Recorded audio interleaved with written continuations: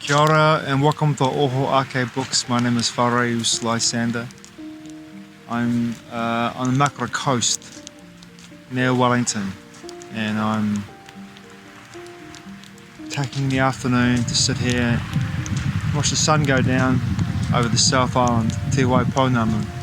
Having a fire here, you can see that.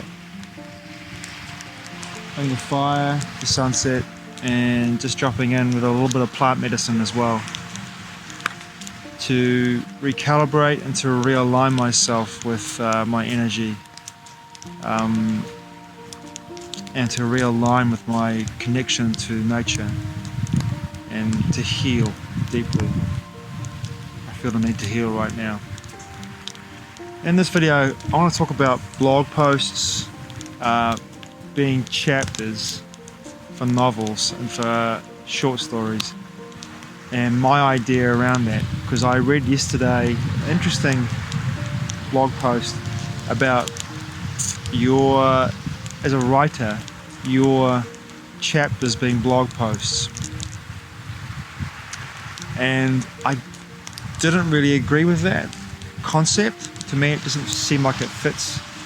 For me, my idea around chapters is that with chapters, for me, I love the idea of a story that's told that invigorates you and also allows your own imagination to be engaged by the detail of the prose that you are reading. So the whole idea for me personally in my writing style of having my chapters being blog posts with big flashy titles that kind of ping out with neon lights doesn't work for me. My chapters in my novels that I write with Aramon Sueño and with Dick Swab that I wrote last year, the first, or that was a third of the book that I wrote last year in 2020. I don't really write in that kind of context, but for me, the idea of a beginning of a chapter, I always write poetry because my poetic heart wants to sing even when I'm writing prose. So when I'm writing and in my novels, I always write a poem at the beginning of every chapter because I want the reader to be engaged in a way that they have a synopsis, and a synopsis is conveyed through the poetry that I'm writing.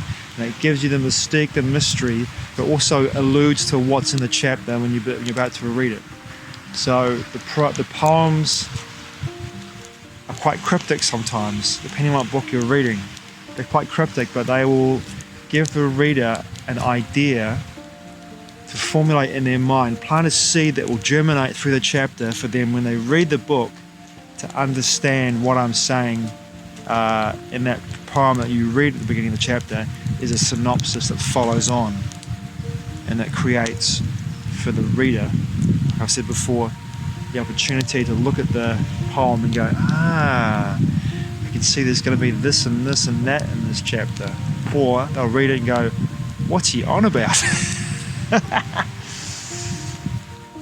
But I love the idea of not having that engagement through poetry from my readers reading my prose.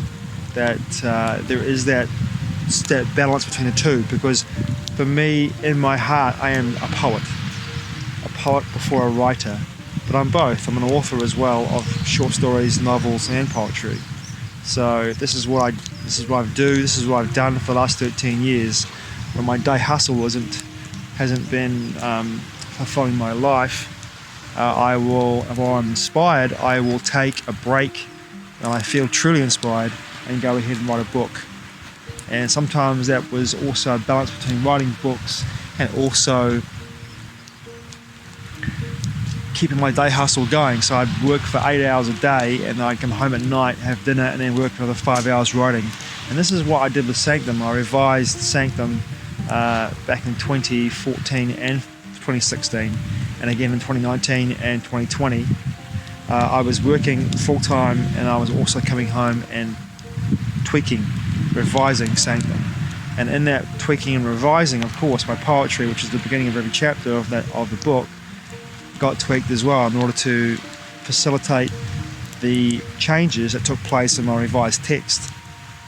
So yeah, for me, the whole idea of creating big blog, flashy, like making chapters into blog posts doesn't really work for me. For some people, that whole idea seems to work really well, but for me, no. I prefer to use poetry at the beginning of my chapters. I'm just looking over here in the ocean. There's a stingray over there, probably about the size of, I don't know, about a metre across, just flapping in the shallow water over there.